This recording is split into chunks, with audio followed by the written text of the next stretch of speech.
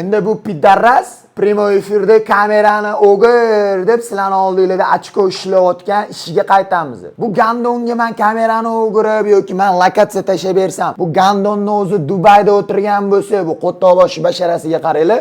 Qo'ttiga skit tashashgan buni. Dubayda bekin olgan bo'lsa, qanaqasiga menga nimadir qiladi Tailandda lichni o'zi.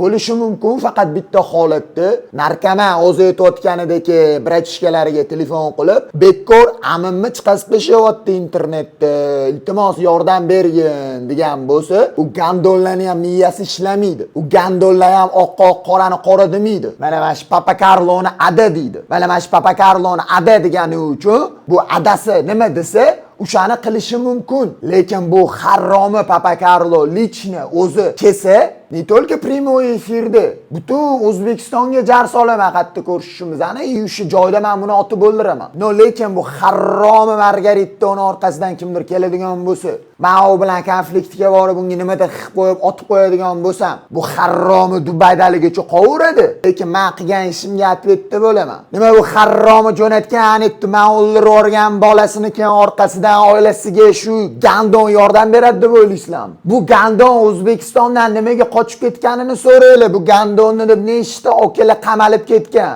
Hech qaysisini oilasiga hech qanaqa pul bermagan bu gandon beshiri. Hozir meni oldimga qanaqadir narkoman odamlarni jo'natib, ma'mini chiqazib qo'ysam, bu harom ertaga bu narsani yelkasiga oladi deb o'ylayapsizlarmi? Men sizlarga konkretni nima deyishini tushuntirib beraman. Vallahi alam bu men emas edim. Men senga голосовой yozmagan edim-ku deb turib oladi Levi profilidan qanaqa qilib tongan bo'lsa, jo'natib yuborgan odamlarni ham men jo'natmadim deb tonib oladi. Chunki bu mana bu gandon, bu pidarras.